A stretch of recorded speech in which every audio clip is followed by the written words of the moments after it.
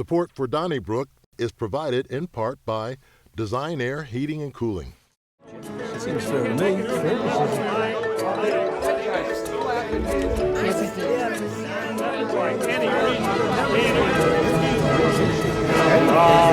if you don't know what fair is, you can't make it. Unacceptable by any reason.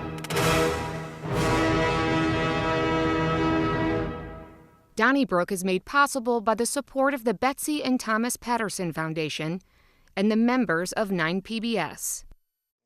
Thanks so much for joining us for another edition of Donnybrook, the last for July. And it turns out another St. Louis County executive has been indicted, the second in a row. We'll get to that and other topics, but first, let's meet the panelists, starting with the media veteran herself, Wendy Wiese, along with tanned and rested and relaxed, back from vacation, our founder, Mr. Bill McClellan from the Post-Dispatch. She hosts the 314 podcast and sends out the daily newsletter and is with St. Louis Magazine as its editor, Sarah Fenske. And we welcome Alvin Reid from the St. Louis American. Sarah, so Sam Page, the county executive of St. Louis County, was indicted by the state attorney general, Andrew Bailey, this week. Bailey insists that County Executive Page did a number of things. He sent out a mailer and incurred some election law misdemeanor violations, but also he's accused of stealing from the county when he used $25,000 or was it $35,000 to send out this postcard to people telling them that he opposed Proposition B. That was the measure that would have allowed the county council to remove his department heads or his cabinet. So what did you think of, this big story in what is otherwise a slow news season, generally? Yeah, this dropped like a bomb. Felonies against the county executive. Here we go again. And yet, if you look at the actual charges, this is not corruption. This is not stealing, even though Andrew Bailey tried to charge it as stealing. Talking to lawyers, they're saying, okay, wait a minute. So this guy authorized sending out a postcard to educate voters. And I think there's a real question of, did he go too far in that? Did it veer into advocacy versus education? If it was advocacy, I think there's a really good civil lawsuit against it. There's not a felony charge of stealing. This in no way benefited him financially. It's not like he's helping himself to this money or enriching himself. Andrew Bailey has had some suspect legal moves in his time as Attorney General, and this to me seems like another great example of that. Yeah, I was going to say, this is just some more Andrew Bailey stuff. And which of these are felonies? I thought these were misdemeanors. Two felony stealing. Okay, yeah. All right, the stealing. Okay. Yeah. And one article, I didn't even bother to read it, but the headline said, comparing it to Steve Stinger. That's like comparing me to Willie McGee. And we both play baseball. Come on. It's utter and complete nonsense. But I will say this. St. Louis County, nose, meat face, don't spite it. This whole thing, we're like, see, we told Sam Page and we don't like Sam Page. You're embarrassing yourselves. Don't fall into Bailey. Who are you talking about? Who's we? The county council. County council. All right. Don't fall into that trap. Andrew Bailey is Andrew Bailey. Don't embarrass yourselves any farther than you already have. Quite frankly, I will be so glad about a year exactly from now when we'll be having the primaries where we can move on from these folks that are on the county council. Well, I remember supporting Dennis Hancock on that nepotism charge, saying, once he said, okay, it's wrong, this is just a technicality. and here Dennis Hancock is, waving his fist about, what Sam Page has done, which is also just a technicality. And Andrew Bailey, he wouldn't go after those private Christian academies. Remember there was one in Wayne County, right. Lighthouse Christian Academy or something, and one in Staunton where children were allegedly being abused. And Andrew Bailey said, no, I'm not doing that. And then the torch electronics, the gambling devices. He said, well, I can't do that. I'm taking money from Steve Tilley. But so suddenly here he is kind of conjuring up a stealing charge. Like you say, Sarah, it's hard. When I saw the headline, I thought, oh my gosh, stealing. Exactly. And then you read it and go, he didn't steal anything. Well, and kudos to our colleague Sarah Fenske and Ryan Kroll, because it was a brilliant story this morning, because you talked to government watchdog Tom Sullivan, Yes. who probably his postage bills have to be, pretty excessive, because he constantly watches these things. Apparently, according to your story, for the first time, he has results. I think he was more surprised than anybody. What really kind of shocked me just a little bit was Scott Rosenblum comparing, another one of the sources for your article this morning, your newsletter, comparing this to a secretary using a postage meter at work to send wedding invitations.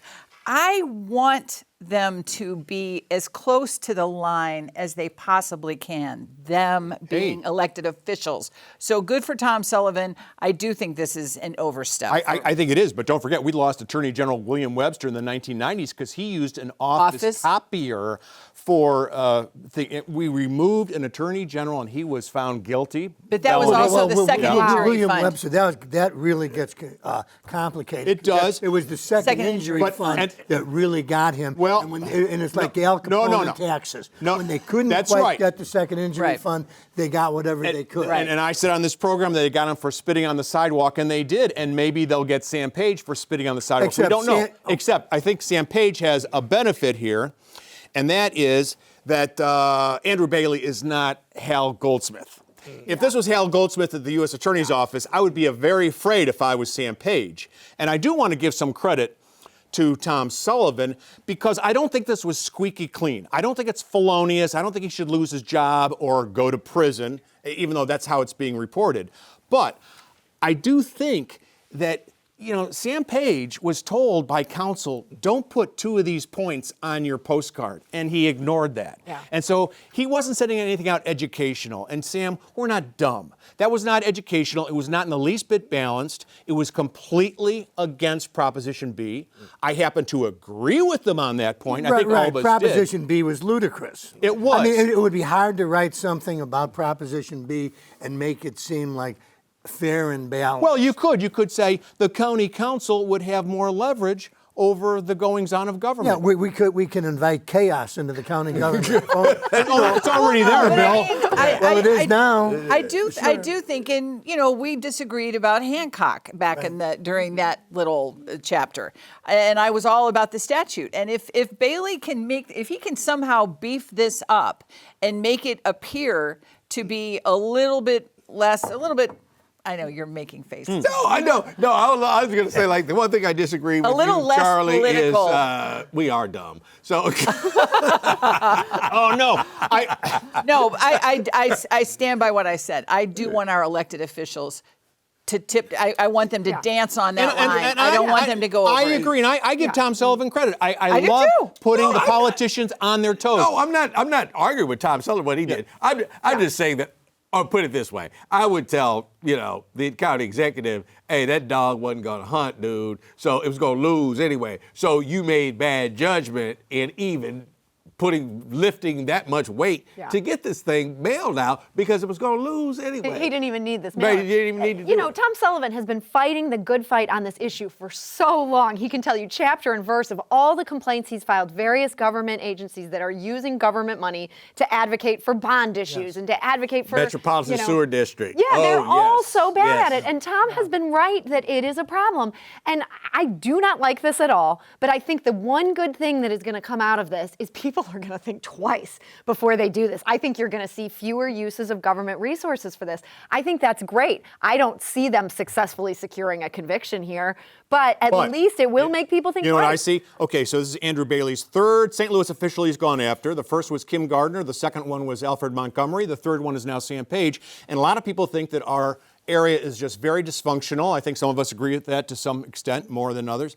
And I think Andrew Bailey's stock is going to rise. No, it isn't. People are going to say, you're going after the corruption in St. Louis, and we applaud because you. He's going to go 1 for 3. He's not going to get the sheriff removed. He's going to lose this one. 1 for 3, and you're the state attorney general. Oh, yeah, that's good in Republican land, but in reality, that's terrible. That's a waste of the taxpayers' money. He's certainly elevating his profile. You see his name everywhere, so it's successful on that. What's sad is we get tips all the time from these small Missouri counties that have wildly corrupt sheriffs and public officials there that are doing some insane stuff. They can't get the attorney general to pay attention. Lincoln I think County. he's going where the bigger That headlines mess are. down there. Yeah. Where Well, is he and- at on that? Speaking of stock rising, how about Melissa Price Smith?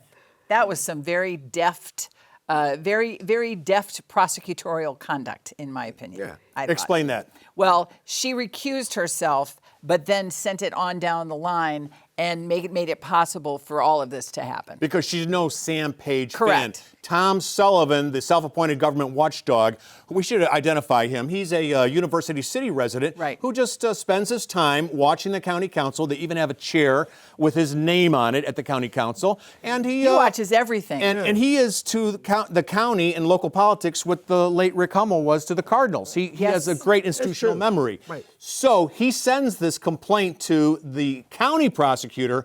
She punts and gives it to the Attorney General. He sent it to the Secretary of State. And Oh. as a matter of policy, they seem to always send them to the county Thank you. prosecutor. And he Prosecutor. said routinely county prosecutors will just sit on these things. They won't take any action.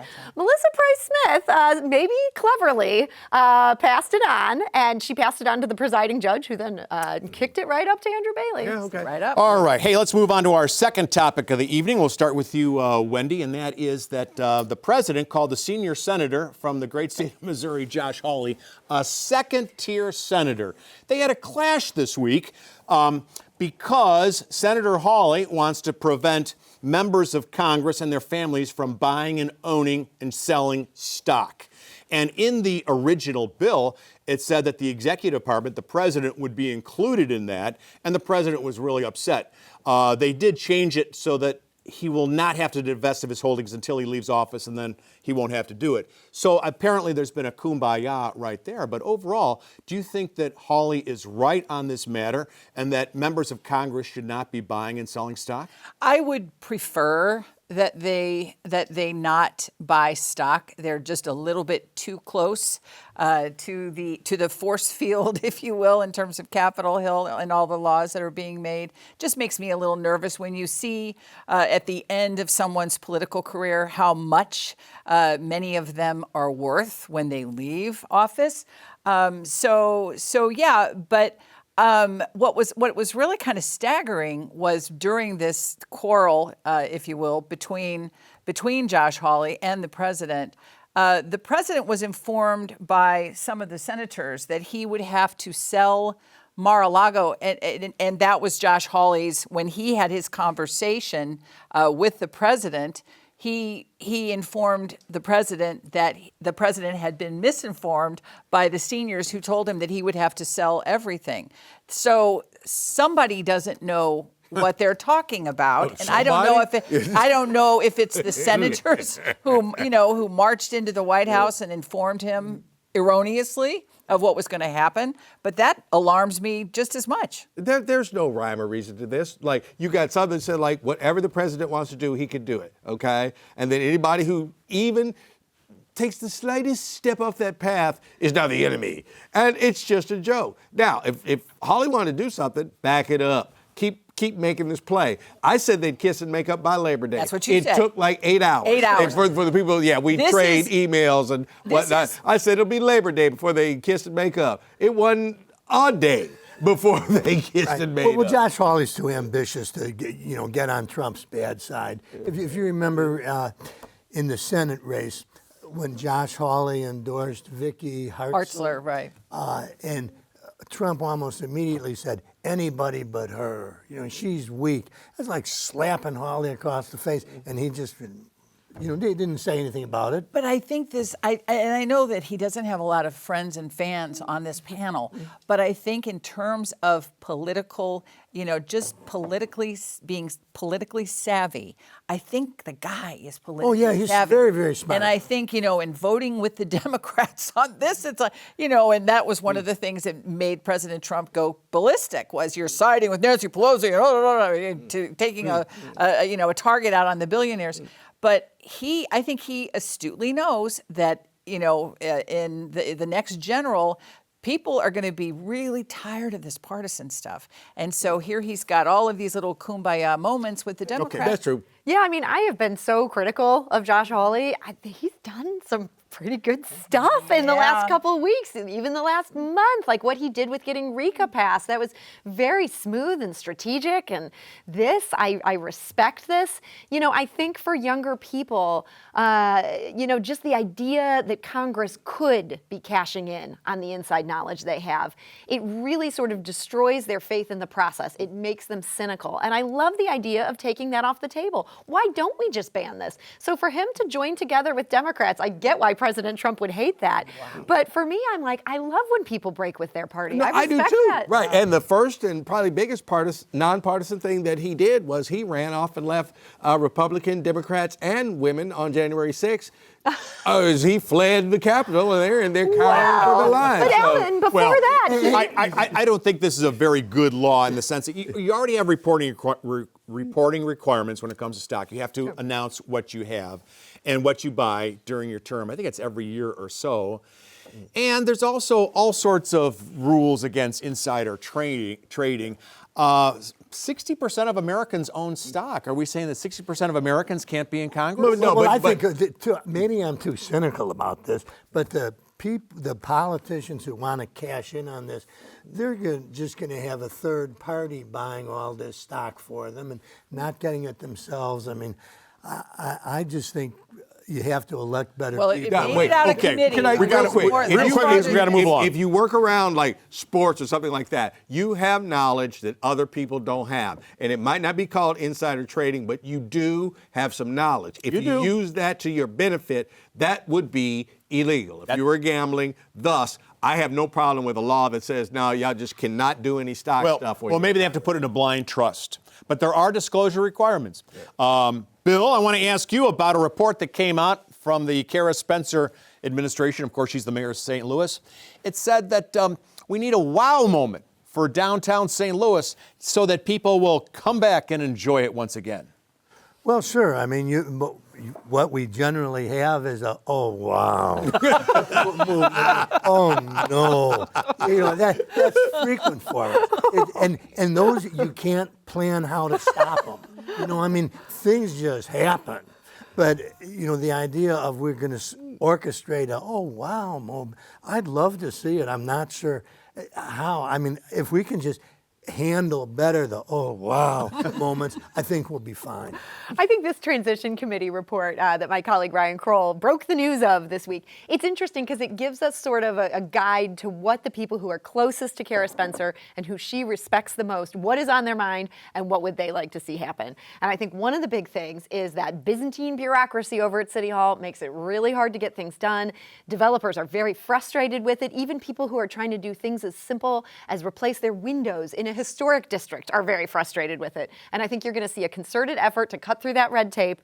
And some of like the bigger, more eye-catching items, this kind of feels like the conventional wisdom. Yes, downtown needs a win. You know, consultants have been saying this for a long time. Are we going to get it? I guess we'll be lucky to just avoid the negative. Well, but I have, and I don't know if I'm the only one at the table or the only one, with our viewers who feels this way. I really do suffer from advanced, like post-traumatic committee disorder. I mean, it's like if one more blue ribbon panel, one more, transformative committee, do the job and I adore her. And I probably shouldn't say that, but I adore her.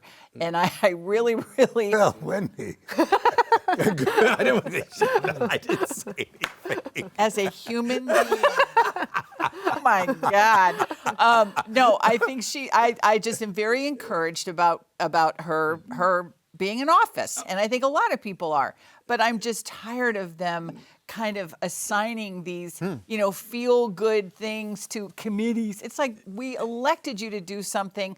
Pull the trigger. Right. Just pull the trigger. And there's this fallacy out there that said, like, oh, yeah, okay, Kara Spencer is the first mayor in 1,000 years that would like to hire 200 more police officers. Oh, they didn't do it. They could have hired 200 20 years ago. 200 more police officers, a year ago. But, the previous mayor didn't want to do that. Well, no. Like, so they make these pronouncements like they're like new knowledge. Like, yeah, I'd like to hire 200 more police officers. Right. Let's do it tomorrow. Yeah. I'd like these suggestions and all that. Great.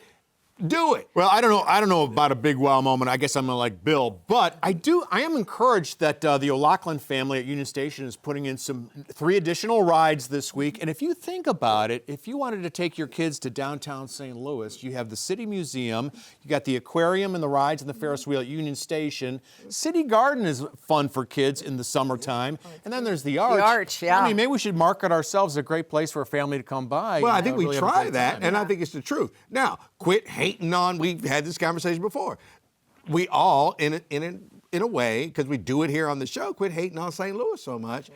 I don't think we really are excessive at it. But we're our own biggest enemy. You got to point out the warts. You got to live in reality. Not to. Yeah, I mean, it's like if a guy is very ill, you can't say, "Hey, everything's going great, Joe." Well, you have to say, "Hey, you really have to take this medicine." Oh yeah, but hey, I think you should have to have a lockbox in your car for your gun. Oh no, that's illegal. Oh no, we can't do that. Those are the kind of things where we all need to get on board with. Okay. Well, we all have friends who come here, and they're always happily surprised at what a cool place. Well, it is. Mine are I will actually say, wowed. They're wowed. Good. There you go. Call the mayor. Hey, I'll call Alvin her. Reid, your paper had a story this week that was pretty darn depressing, and that is that there is a park in East St. Louis, Lincoln Park, and the pool there was supposed to open in June. It didn't. In fact, it hasn't been open for a decade. So the kids in that community haven't had a swimming pool for 10 years. I mean, I think that's just outrageous. And so outrageous, I would say that the city of St. Louis County, they should take some of their cronky money and say, what we're going to do in a gesture of regionalism is help you open that pool. We'll get the management together. We'll make sure it's a state-of-the-art quality pool for the kids of East St. Louis using Stan Kroenke cash. Okay, James Ingram, Ions, East St. Louis. I almost don't want to say this because somebody will try to take him from the American, but man, his column is dead on about East St. Louis, has been for years for the St. Louis American. Shout out to James Ingram. I agree with you, but you can't send the Stan Kroenke money across the river. What you got to do is you got to forge a deal. I want water in that pool, said developer, said whoever, and I'll get some ARPA money to you for something else, or I'll get some money to you for something else. But I need little black kids swimming in the swimming pool over there 48 hours from now. And by the way, and this is the truth, if you teach a black kid how to swim, the chances of them being successful in life shoot up. I totally agree. There's something about that. I don't know what it is, but that's a fact. You know, and they have the money already. I mean, that's what exactly. was writing about. It isn't like they're looking for money at the pool. That money has been appropriated. The question is, how come it hasn't been used? So I'm not so sure, Charlie, that your idea about sending Stan Kroenke money over there, they'll be good stewards of the money? Here's what you do. You farm it out to some organization like Midwest Pool Management or somebody else, get it off the hands of East St. Louis. Actually, most people in the region don't even know that the premier pool builder and operator in the world is in our own backyard. It's called Hunsaker Councilman, and they install the best pools at universities in all 50 states and around on every continent. And they're right here in St. Louis. So we have the resources. We could put this thing together in 3 weeks. We have the resources. They apparently have the resources to do this. And what they need is not our Kroenke money. And I hate to be like, take your hands off my Kroenke money. But the city has so many needs right now. The tornado has caused so many needs. I want to see East St. Louis figure this out. And I love that the American brought attention to this. And hopefully now there will be pressure for them to figure it out without the money that we desperately need for a million other things. Now that the heat wave has subsided. Pretty much. Now the end of summer. If we mysteriously get invited to a pool party at Charlie's house next spring, right? Now, who built this pool, Charlie? Hey, a little shout out to Chris Hayes of Fox 2 who has covered this story too. Sarah Fenske, about 10 months ago, Phorm, which makes all sorts of supplements for exercise and whatnot, had its founder on a podcast, and he blasted female police officers. And since then, the unions in both the city and the county divorced themselves from Phorm. They don't take their products anymore. They can't be second-duty police officers, all that and more. But now there's talking about maybe rapprochement. Maybe there should be a cooling now between the police officers and Phorm. Is it time to let bygones be bygones? I think it might be. You know, my colleague Ryan Kroll once again broke this story sorry, I keep dropping his name on this show, but the man's a machine. He talked to the police union, and it seems like there's just not much anger about this at this point. People were very upset last September. At this point, the rank and file cops seem to say the donations that this company gives us are higher than our outrage is. We're ready to move on. If that is truly how the female officers feel about that, then I support them. 30 seconds go. 30 I don't seconds. think that's how the female police officers feel about that. I refuse to believe that. That's all. That was a pretty dark fantasy that Mr. Frisella talked about, violence against the female officers. I don't know. Well, I think fantasy versus the reality that they face every day. Maybe they have a more healthy outlook about that kind of thing. I don't know myself. But if they say they're with it, then I'm with Yeah, the chief hosted a meeting with these officers, and it doesn't appear that there's bubbling dissent saying, don't open this door. The other thing that was crazy about it was Frisella talked about all the times that he's been stopped by women cops. And I thought, how often do you get stopped? That he's an authority on the difference between being stopped by men and women. All right. He talked about being put face down. I thought, what is this? Bill, thank you. Your comments will be the last ones for the first segment anyway. Let's go to the old mailbag and see what people had to say about last week's show. Alvin hit the nail on the head when he passionately spoke about Washington University's digging into its own endowment in the face of Trump administration cuts. University officials appear to be hoarding wealth rather than dispersing it in a time of need. That from Brian Elsesser of Ladue. We also heard from Janie Smith of Baldwin, who wrote, "It's my understanding that money donated to endowments has been designated by the donors for particular causes, such as scholarships. You can write us care of 9PBS. Use zip code 63108. Don't forget those emails, Donnybrook@9pbs.org, and on social media, use hashtag DonnybrookSTL. Call the 9 line, 314-512-9094, and make sure you listen to us on your favorite podcast source.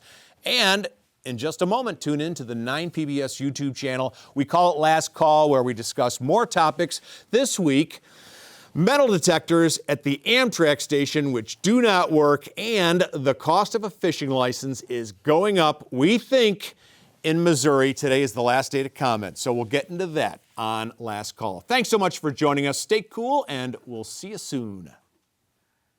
Donnybrook is made possible by the support of the Betsy and Thomas Patterson Foundation and the members of 9PBS.